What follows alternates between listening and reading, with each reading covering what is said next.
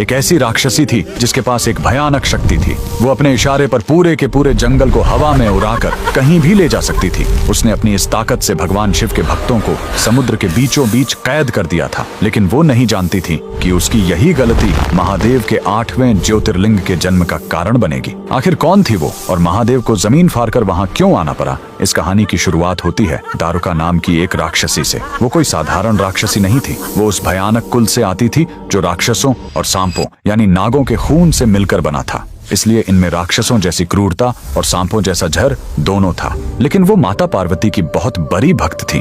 उसकी तपस्या से खुश होकर माता ने उसे एक अनोखा वरदान दिया था। दारुका ने मांगा कि माँ, मैं जहाँ भी जाऊँ मेरा ये पूरा जंगल दारुका वन मेरे साथ साथ चले।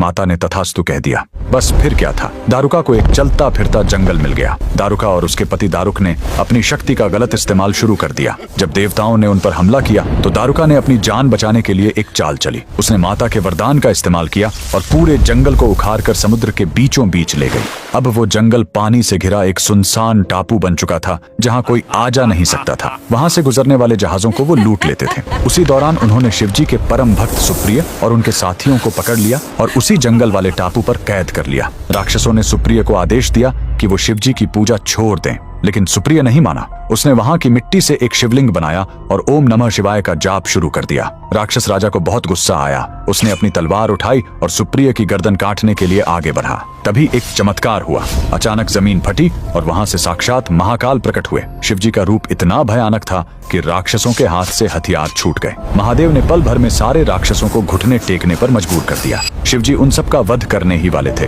कि तभी माता पार्वती ने उन्हें रोक लिया।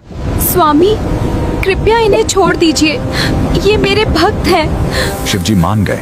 अपने भक्त सुप्रिय और देवताओं के कहने पर शिवजी ने हमेशा के लिए वहीं रुकने का फैसला किया, क्योंकि शिवजी ने नागों और राक्षसों के उस वन में वास किया था। इसलिए उनका नाम पड़ा नागनाथ। और बाद में उस जंगल को वापस महाराष्ट्र की उसी जगह पर स्थापित किया गया। लेकिन कहानी यही खत्म नहीं होती। हजारों साल बाद द्वापर युग में जब पांडव अपना 14 साल का वनवास काट रहे थे, तब उन्होंने इस जगह को दोबारा खोजा। कहा जाता है कि पांडवों के बड़े भाई धर्मराज युधिष्ठिर ने ही यहाँ महादेव की पूजा की और उनके लिए एक विशाल 7 मंजिला मंदिर बनवाया। ये पवित्र स्थान आज महाराष्ट्र के हिंगोली जिले में है, जिसे हम औंधा नागनाथ ज्योतिर्लिंग के नाम से जानते हैं। तो कमेंट में लिखें हर हर महादेव।